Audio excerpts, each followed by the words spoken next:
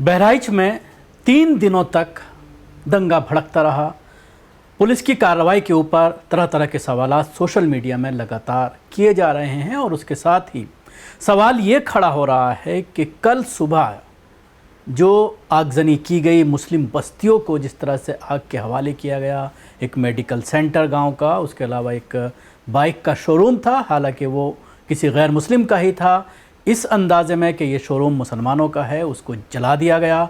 Police दंगाइयों के साथ थी। इस तरह की दर्जनों वीडियो सोशल मीडिया में वायरल हो रही हैं और तरह तरह के सवालात किए जा रहे हैं योगी सरकार से।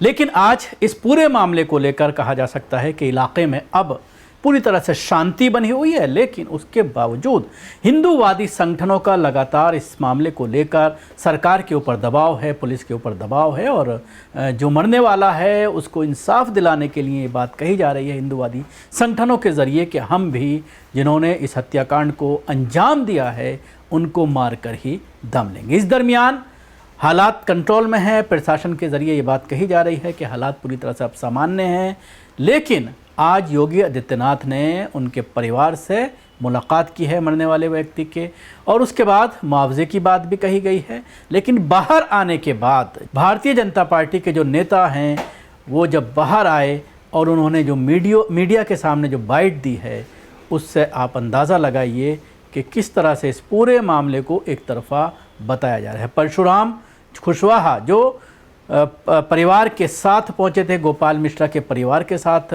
सीएम के पास पहुंचे थे, उनके साथ कई और भारतीय जनता पार्टी के नेता मौजूद थे। बाहर आने के बाद जो बाइट दी है वो आप सुनिए। मुख्यमंत्री साथ गलत किए हैं, उनको नीचे सजा मिलेगी, किसी के साथ अन्याय नहीं।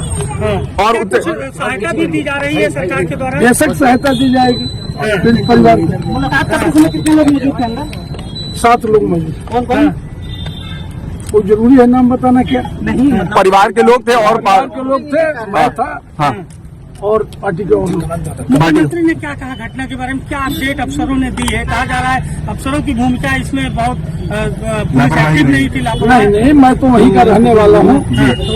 अफसरों का किसी का भी लापरवाही नहीं था और निश्चित तौर पर उस पक्ष के लोगों ने लोगों के साथ गलत काम किया।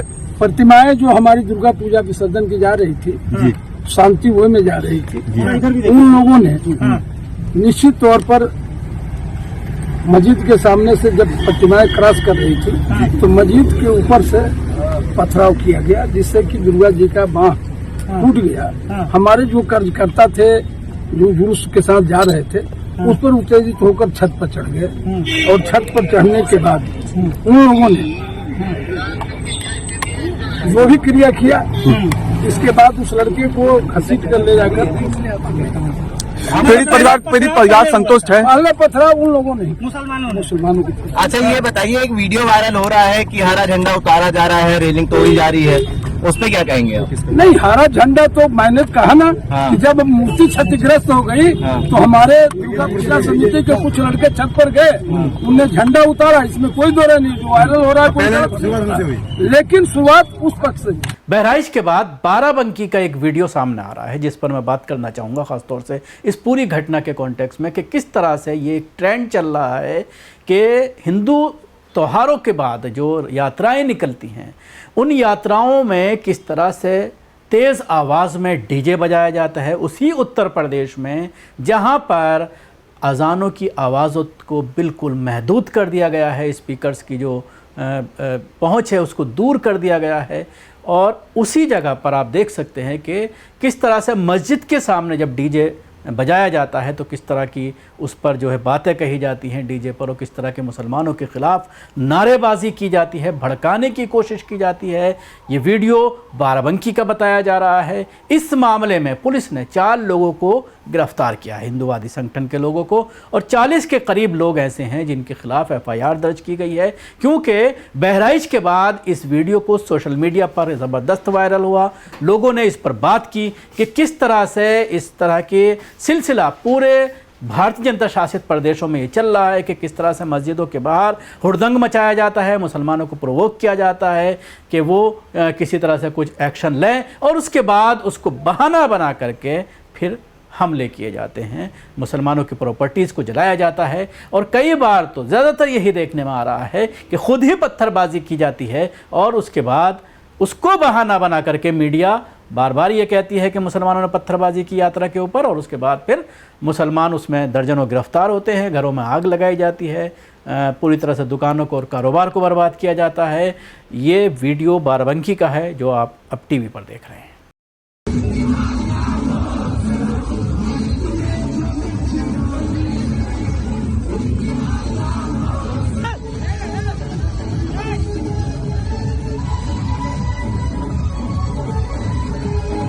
इसके साथ ही एक बात और सामने आ रही है। अभी पिछले दिनों एक ट्रेंड चला कावड़ के बाद कि लोग अपनी दुकानों के बाहर, ख़ासतौर से खाने पीने के जो स्टॉल्स हैं या दुकानें हैं, ढाबे हैं, उनके बाहर अपनी पहचान बताएं कि ये किसका ढाबा है, ताकि लोग आसानी से पहचान सकें कि इनका धर्म क्या है।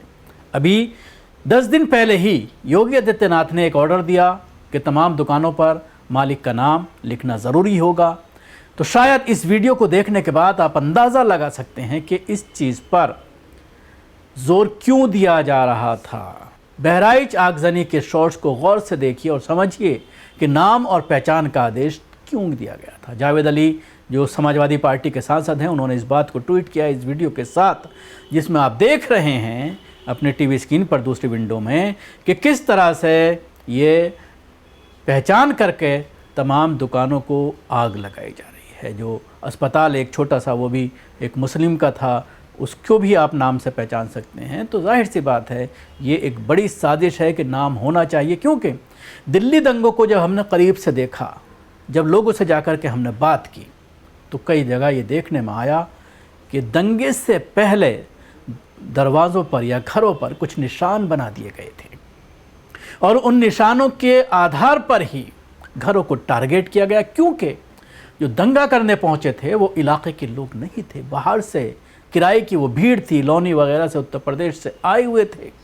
उनके ज़रिए ही मुस्तफ़ाबाद इलाके में और जो आसपास का इलाका है, करावल नगर वगैरह, यमुना विहार, इन इलाकों में जो निशाना बनाया गया, एक एक ऐसी दुकान को, घरों को निशाना बनाया गया जो मुसलमानों की थी, तो उनको पहले से चिन्हित कर रखा था। तो ये एक ट्रेंड ज़बरदस्त चल रहा है। इसके साथ ही मैं आपको बताना चाहूँगा कि किस तरह से पत्थरबाजी का आरोप लगाया जाता है और उसके बाद पुलिस बिना किसी जांच के मुसलमानों को सलाखों के पीछे पहुंचा देती है और फिर उनके घरों पर बुलडोज़र चला दिया जाता है। आपको याद होगा कि कुछ अरसे पहले, तकरीबन 8-10 महीने हो गए होंगे, उज्जैन में महाकाल की यात्रा में थूकने का आरोप लगा। 3 नाबालिग मुस्लिम लड़कों को गिरफ्तार किया था और अगले ही दिन उनके घर पर बुलडोज़र चला दिया गया था। 5 महीने जेल में रहने के बाद ये सभी बेगुनाह होकर छूटे और जितने गवाह थे सब मुकर गए। अब आप बताओ, उस मामले में किसी दोषी पुलिस वाले के खिलाफ कोई कार्रवाई नहीं हुई, ना ही उनके खिलाफ कोई कार्रवाई हुई जिन्होंने घर को गिराया। नगर निगम के लोग, जिस भीड़ ने थूकने का आरोप लगाया था, वो भी झूठी कहानी के लिए उन पर कार्रवाई हुई। जिन गवाहों की बुनियाद पर मुसलमानों के घरों को बुलडोज़र से तोड़ दिया गया था, क्या उन पर झूठी गवाही के लिए कोई कार्रवाई हुई? इसके साथ ही देश में कम से कम ऐसी दर्जनों मिसालें आपको बताया जा सकती हैं जिसमें पुलिस ने बेगुनाहों को झूठे आरोप में फंसाने की कोशिश की। धार्मिक यात्रा के नाम पर एक भीड़ पथराव का आरोप लगाती है और बिना उसकी जांच के तुरंत मीडिया और एक तबका फैसला सुना देती है कि ज़रूर ऐसा हुआ होगा और आखिर में प्रताड़ना का शिकार मुसलमान होता है। इसके साथ ही कुछ शॉर्ट्स बहराइच के दिखाना चाहूँगा कि किस तरह से पुलिस आगे आगे चल रही है, पीछे दंगाई चल रहे हैं, हाथों में डंडे लाठी लिए हुए, और पुलिस उनको पूरी तरह से अगुवाई कर रही है।